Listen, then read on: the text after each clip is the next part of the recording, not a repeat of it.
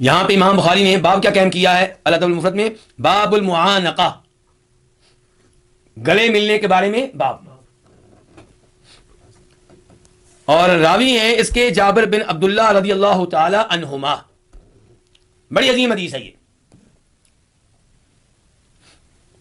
وہ کہتے ہیں کہ انہیں ایک حدیث ملی جسے نبی علیہ السلام کے صحابہ کرام میں سے کوئی صحابی روایت کرتے تھے، انہ بلغہ حدیث عن رجل من اصحاب النبی صلی اللہ علیہ وسلم. ہاں جی، حدیث مل گئی، اب کیا کرنا چاہیے؟ اس پہ عمل کرنا چاہیے، اس کے مطابق عقیدہ بنانا چاہیے. یہ میں اور آپ کہیں گے، لیکن جابر کچھ اور سوچ رہے ہیں. جابر کہتے ہیں کہ میں تو صحابی ہوں، میں یہ حدیث خود اللہ کے رسول سے نہیں سن سکا. اب مجھے بتایا گیا کہ فلاں صحابی نے یہ حدیث سنی اللہ کے رسول سے. اب اللہ کے رسول تو دنیا میں نہیں ہے، لیکن کم از کم میں اس صحابی سے براہ راست ملاقات کر سکتا ہوں جس نے اللہ کے رسول سے یہ حدیث سنی ہے صلی اللہ علیہ وسلم. اس کو کہتے ہیں اپنی سند کو عالی بنانا. صحابہ کرام کو اللہ کے رسول کی حدیث سے کتنی محبت ہے کہ چاہتے ہیں کہ میں براہ راست اس صحابی سے حدیث سنوں جس نے یہ حدیث اللہ کے رسول علیہ السلام سے سنی ہے. یہ ہے حدیث کا مقام صحابہ کرام کی نگاہوں میں، ان کے دلوں میں.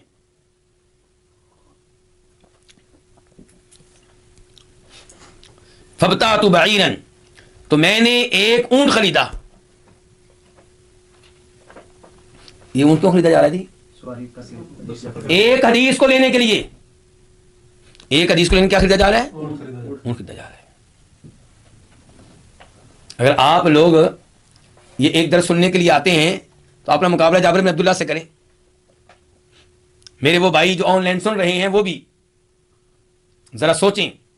جابر بن عبداللہ ایک حدیث کے لیے اونٹ خرید رہے ہیں، یہ کہ یوں کہہ سکتے ہیں کہ آپ گاڑی خرید رہے ہیں.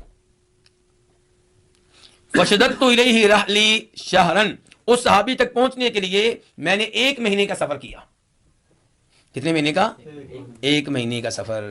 کس کا یہ سفر تھا؟ ٹرین کے ذریعے کہ بس کے ذریعے؟ کس کے ذریعے؟ اونٹ کے ذریعے. راستے میں کوئی پیٹرول پمپ، راستے میں کوئی ہوٹل نہیں ہے. 1 مہینے کا سفر ہے ایک حدیث کے لیے جو پہنچ گئی ہے، لیکن براہ راست سننا چاہتے ہیں اس صحابی سے جس نے اللہ کے رسول سے سنی ہے صلی اللہ علیہ وسلم. اپنے میں حدیث لینے کا شوق بڑھائیے. جناب جابر جیسا شوق پیدا کریں گے تو پھر موت آتی ہے حدیث سنتے ہوئے یا سناتے ہوئے. کہتے ہیں حتی قدمت شام، یہاں تک میں پہنچ گیا. کہاں؟ شام پہنچ گیا. مدینہ سے شام کا سفر کیا ایک حدیث کے لیے. فَإِذَا عَبْدُ اللَّهِ بْنُ أُنَيْسٍ، تو اچانک وہ تو عبداللہ بن انیس ہیں، وہ صحابی عبداللہ بن انیس ہیں.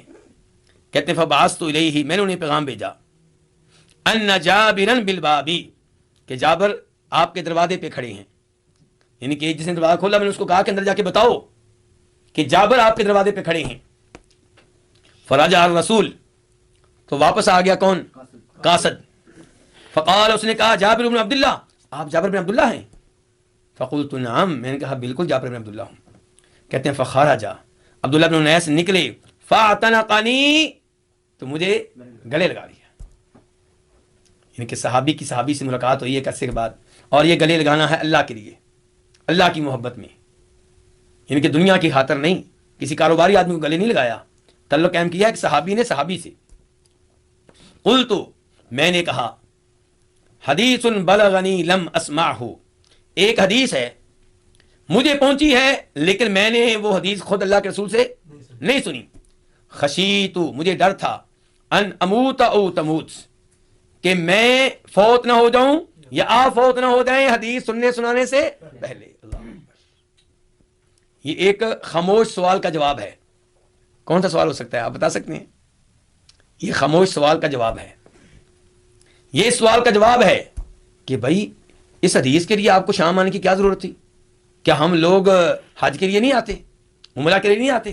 تو وہاں ملاقات ہوتی، وہاں آپ مجھ سے حدیث لے لیتے. جیسے ہم ٹرہاتے رہتے ہیں اپنے آپ کو، جی قرآن پڑھیں گے، آج نہیں تلاوت کرنی، آج نیند آ رہی، کل سے تلاوت شروع کروں گا. ترجمہ پڑھنا ہے قرآن کا لیکن ابھی نہیں، رمضان کے مہینے سے.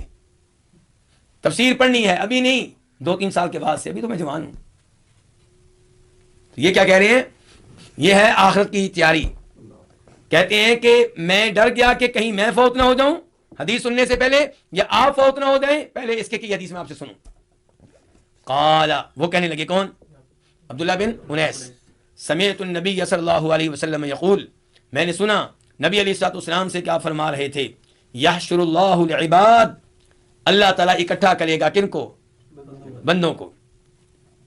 اب الناس، یعنی کہ اللہ کے رسول نے یہ لفظ کہا تھا عباد کا یا ناس کا، یعنی کہ یا تو آپ نے کہا تھا اللہ تعالیٰ بندوں کو جمع کرے گا اکٹھا کرے گا، یا آپ نے کہا تھا اللہ تعالیٰ لوگوں کو جمع کرے گا اکٹھا کرے گا. اس سے آپ اندازہ کریں کہ محدثین احادیث روایت کرنے میں کتنی احتیاط کیا کرتے تھے. عراتن، اللہ تعالیٰ جب لوگوں کو جمع کرے گا تو ان کی حالت کیا ہوگی؟ ننگے ہوں گے، بے لباس ہوں گے. غرلن، بغیر خطروں کے ہوں گے، خطرے بھی نہیں. بہمن، اور بہم ہوں گے. کیا ہوں گے؟ بہم ہوں گے. قلت، میں نے کہا ما بہمن، بہمن کا مطلب کیا ہے؟ قالت، انہوں نے کہا بہم کا مطلب یہ ہے کہ لیس معہم شیء، ان کے پاس کچھ نہیں ہوگا، خالی ہاتھ ہوں گے. علماء کرام کیا کہتے ہیں کہ آپ اتنی فکر مال کی نہ کریں، دنیا کی نہ کریں جتنی آخرت کی کرنی ہے، کیونکہ دنیا سے جب آپ جائیں گے تو خالی ہاتھ جائیں گے. تو یہی بتایا جا رہا ہے کہ روز قیامت اللہ تعالیٰ لوگوں کو اٹھائیں گے تو کیا ہوں گے؟ خالی ہاتھ. کوئی ان کے ہاتھ میں مال نہیں ہوگا، کوئی دینار نہیں ہوں گے. فَيُنَادِيهِمْ بِصَوْتٍ، اللہ تعالیٰ ان کو آواز دیں گے. کن کو؟ لوگوں کو. ان کو پکاریں گے. بِصَوْتٍ، کس کے ساتھ؟ یہاں پہ عقیدے کی اصلاح ہو رہی ہے. پاک و ہند کے اکثر لوگوں کو عقیدہ کیا دیا گیا آپ جانتے ہیں؟ پاک و ہند کے اکثر لوگوں کو عقیدہ دیا گیا اللہ کلام کرتے ہیں لیکن کلام نفسی. کون سا کلام؟ یعنی کہ اللہ کا کلام ہوتا ہے جو اللہ کے نفس میں رہتا ہے، اس کو سننا ممکن نہیں ہے. اللہ تعالیٰ وہ کلام جبریل میں ڈال دیتے ہیں. اللہ تعالیٰ وہ کلام کسی مخلوق میں ڈال دیتے ہیں، مخلوق پھر وہ اللہ کا کلام جو ہے وہ ادا کرتی ہے. تو یہ تعویل ہے. یہ کیا ہے؟ تعویل ہے، تحریف ہے. یہ ایسے ہی چکر چلاتے رہتے ہیں اللہ کی صفات کے مقابلے میں، اور ہم کہتے ہیں کہ جیسے اللہ کی صفات ہیں ویسے مانو. یہاں پہ صاف صاف آ گیا فَيُنَادِيهِمْ بِصَوْتٍ، اللہ تعالیٰ ان کو پکاریں گے بصوت، کس کے ساتھ؟ آواز کے ساتھ. یسمعہ، اس آواز کو سنے گا کون؟ من بعودا، جو دور ہوگا. کما یسمعہ من قربا، جیسے وہ سنے گا جو قریب ہوگا. یعنی کہ اللہ کی آواز کا یہ کمال ہے کہ جو دور کے لوگ ہیں ان کو بھی اسی مقدار میں آئے گی جس مقدار میں قریب والوں کو آئے گی. تو اللہ تعالیٰ کیا کہیں گے؟ انا الملک، میں کیا ہوں؟ بادشاہ. لا ينبغي لأحد من اہل الجنت يدخل الجنہ، اہل جنت میں سے کسی کے لیے جائز نہیں ہے کہ وہ جنت میں داخل ہو. وَأَحَدٌ مِّنْ أَهْلِ النَّارِ يَطْلُبُ بِمَظْلَمَةٍ، جبکہ اس جنتی کو جہنمیوں میں سے کوئی طلب کر رہا ہے کس وجہ سے؟ ظلم کی وجہ سے. آپ کو جنت کا سرٹیفکیٹ مل گیا ہے، آپ جنت میں بھی نہیں جا سکتے جب تک کہ آپ سے وہ جہنمی بدلہ نہ لے لے جس پہ آپ نے ظلم کیا تھا. اللہ کا انصاف دیکھیے. وَلَا يَنبَغِي لِأَحَدٍ مِّنْ أَهْلِ النَّارِ يَدْخُلُ النَّارِ، اور جہنمیوں میں سے کسی کے لیے جائز نہیں ہے، ممکن نہیں ہے کہ يدخل النار، وہ جہنم میں داخل ہو. وَأَحَدٌ مِّنْ أَهْلِ الْجَنَّةِ يَطْلُبُهُ بِمَظْلَمَةٍ، جبکہ جنتیوں میں سے کوئی اسے کیا کر رہا ہو؟ اس کو طلب کر رہا ہو. بِمَظْلَمَةٍ، کس کی وجہ سے؟ ظلم کی وجہ سے. قلت، میں نے کہا، میں کون ہوں؟ جابر بن عبداللہ. میں نے کہا کس سے؟ عبداللہ بن انیس سے. وَكَيْفَ، کہ یہ کیسے ہوگا؟ وَإِنَّمَا نَأْتِ اللَّهَ عُرَاةً بُهْمًا، ایک طرف تو آپ نے حدیث پڑھی ہے، حدیث سنائی ہے کہ جب ہم روز قیامت آئیں گے تو ہم ننگے ہوں گے اور خالی ہاتھ ہوں گے. تو پھر بدلہ کیسے دینا ہے؟ دینے کے لیے کیا ہوگا ہمارے پاس؟ اگر کسی جنتی نے جہنمی پہ ظلم کیا تھا تو اللہ قصاص لے کر دیں گے، بدلہ لے کر دیں گے. وہ بدلہ کیسے ادا کرنا ہے؟ ہاتھ تو خالی ہے، کوئی دینار نہیں، درہم نہیں ہے. قال بالحسنات والسیئات، تو کہا بدلہ کیسے ہوگا؟ نیکیوں کے ساتھ اور برائیوں کے ساتھ. کیا مطلب؟ کہ جنتی کی نیکیاں کس کو مل جائیں گی؟ اس کو جس پہ ظلم کیا تھا. اور اگر کوئی ایسا آدمی ہے جس کی نیکیاں نہیں ہیں جیسے جہنمی ہے تو جنتی کے گناہ اس کے اوپر ڈال دیے جائیں گے. جیسا کہ حدیث مفلس ہے.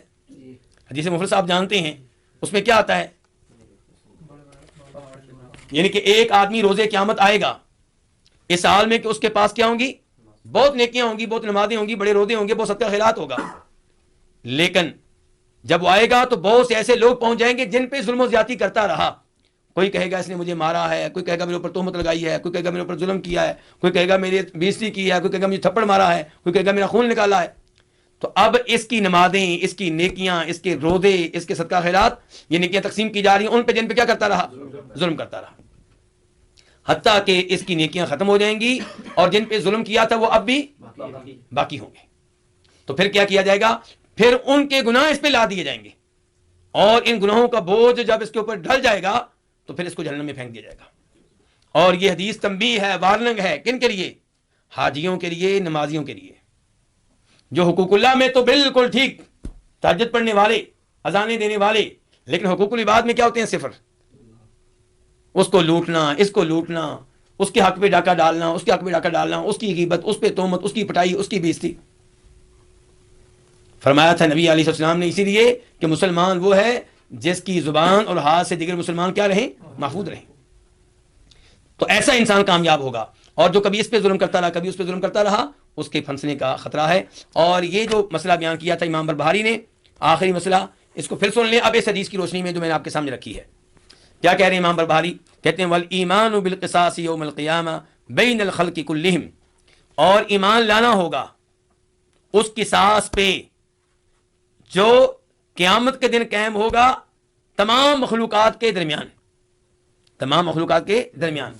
بنی آدم والسباع والحوامی، آدم کے بیٹوں یعنی کہ انسانوں، درندوں اور کیڑے مکوڑوں کے مابین. حتی للذرۃ من الذرہ، یہاں تک کہ اللہ تعالیٰ قصاص لے کر دیں گے چونٹی کو چونٹی سے. اگر چونٹی نے چونٹی پہ ظلم کیا ہے تو اللہ تعالیٰ اسے قصاص اور بدلہ لے کر دیں گے. حتی یأخذ اللہ جل وعلا لبعضهم من بعض، یہاں تک کہ اللہ تعالیٰ ان میں سے بعض کو بعض سے بدلہ لے کر دیں گے. کیا مطلب ہے بعض کو بعض سے؟ اس کا کیا مطلب ہے کہ بعض کو بعض سے بدلہ لے کر دیں گے؟ اس کی وضاحت آگے آگئی. لأہل الجنت من اہل النار، اللہ تعالیٰ اہل جنت کو اہل جہنم سے بدلہ لے کر دیں گے. وأہل النار من اہل الجنہ، اور اہل جہنم کو اہل جنت سے بدلہ لے کر دیں گے. ولأہل الجنت بعضهم من بعض، اور اہل جنت میں سے بعض کو بعض سے بدلہ لے کر دیں گے. ولأہل النار بعضهم من بعض، اور اہل نار میں سے بعض کو بعض سے بدلہ لے کر دیں گے. تو یہیں پہ آج کے درس کا اختتام کرتے ہیں. انشاءاللہ آئندہ درس میں پھر ملاقات ہوگی. اللہ رب العزت سے دعا ہے کہ اللہ تعالی ہمیں یہ مسائل صحیح معنوں میں سمجھنے کی اور انہیں اپنانے کی اور ان کے مطابق زندگی گزارنے کی توفیق عنایت فرمائے.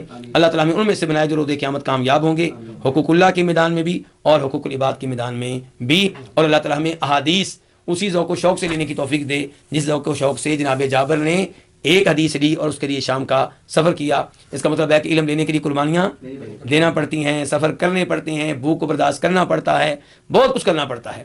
اگر میرے وہ بھائی جو آن لائن درس لے رہے ہیں وہ بھی یہاں سے سیکھیں کہ انہیں بھی قربانی دینا پڑتی ہوگی، لیکن جناب جابر جیسے صحابہ کرام کے عمل سے یہ سبق حاصل کریں کہ قربانی دینا ہمیشہ سے اہل علم کا شیوا رہا ہے. وآخر دعوانا الحمدللہ رب العالمین.